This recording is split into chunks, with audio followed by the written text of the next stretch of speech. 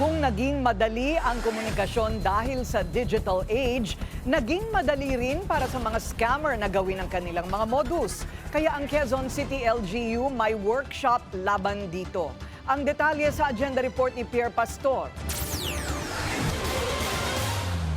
Marami ng biktima ng mga peking tawag at messages na nagpapanggap na kamag-anak at nanghihingi ng tulong. Kasama na rito ang cash at investment scams at ang laganap na fake news, disinformation at misinformation. Hindi nakaligtas dito kahit mismo si Quezon City Mayor Joy Belmonte.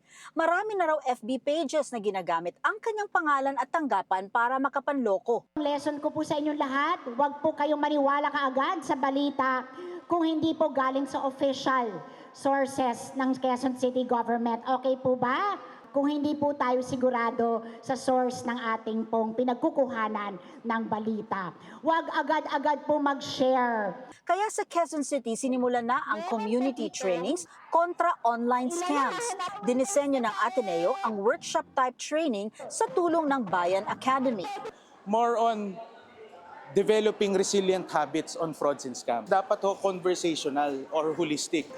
Mismong sarili nilang experiences on frauds and scams ang i-bring out ng mga facilitators natin. In this way, yung mga sarili nilang experiences, yun ho yung magiging discussions or lessons. Katulong ang Meta planong palawigin ng Bayan Academy ang kanilang workshop sa mga LGU sa lahat ng rehiyon na gagawin nila sa kanilang mga communities. Hindi rin kailangang mag-alala ng mga senior citizens ng mga not-so-techy at vulnerable sector dahil madali lamang unawain ang workshop at ang module. Para sa agenda, Pierre Pastor, Billionaire News Channel.